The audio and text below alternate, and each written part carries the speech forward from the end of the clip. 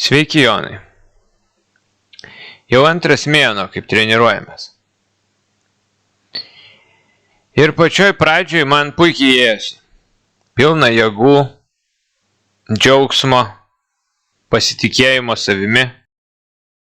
Daug sričių gyvenime gerėt pradėjo, apie kurias net nepagalvojau prieš pradedant. Tačiau dabar emociškai labai sunkus laikotarpis. Išvis nenorėjau šiandien čia važiuoti. Gal sergu ar dar kas. Ar galėtumėm šiandienos treniruotei lengviau kaip nors? Nes tikrai atrodo viskas, nebegaliu. Man per didelis krūvis. Tik atvykusi, pareiškė Lina. Eikime treniruotis. Paaiškinsiu, kas su jumis vyksta po pratimų. Užtikrintai pasakė Jonas. Tai, bet šiandien lengviau, taip? Silpnu balsu dar teiravosi Lina. Pamatysim. Pradėjinėjo treniruoti Jonas, kūno kalba, rodydamas, kad netinkamas laikas dabar kalbėtis. Bet juk, na gerai.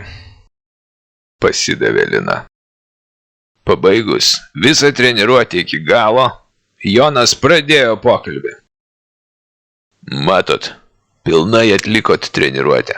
Jūsų kūnui šie pratimai nėra per sunkus. Šito tai tikrai nesitikėjau. Atrodo, tik susitikus su jumis, jau pusės problemų nebeatsiminiau. O po 10 minučių pratimų kartu jaučiausi lygiai kaip treniruojantis anais kartais. Atsipalaidavusi, leido savo džiugesiui reikštis Lina. O kas čia su manimi vyko? Dėl ko aš taip jaučiausi visą savaitę iki šios treniruotės? Smalsiai domėjosi Lina. Suaugusio žmogaus kūnas turi išgyvenimo mechanizmą.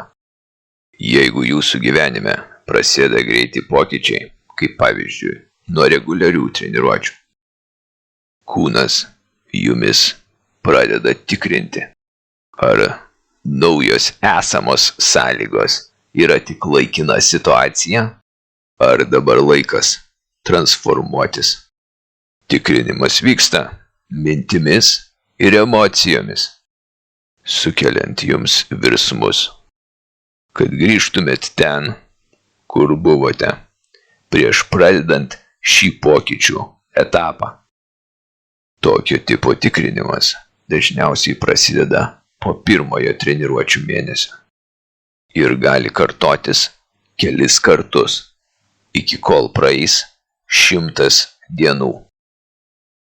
Tiksliau, jei išlaikysite savo naujus įpročius ir ėjimo pokyčių link virš 3 mėnesių, tuomet kūnui aišku, kad šios transformacijos yra į naudą ir nereikia jūsų nuo jų gelbėti. Gerai, kad su jumis treniruojamės. Pati viena jau tikriausiai būčiau metus visą šitą reikalą. Yra ne kartą buvę panašių situacijų. Po to lengvai atrasdavau ir sugalvodavau pateisinančių priežasčių, kodėl to nebedaryti ir apie tai nebegalvoti. Ir čia ne man vienai taip. Daug kas savo svajonę šitoj vietoj susižlugdo. Nesaugiai ištarė Lina. Kiek čia laiko jau treniruojamės? Apie 40 dienų. Panašiai, ne? Tai gaunasi iš to, kaip jūs sakot, kad dar 2 mėnesiai didžiausio vargo ir pavojaus laukia. Bent jau žinau, kas čia kaip yra dabar. Atsiduso Lina. Tęsinys kitoje dalyje.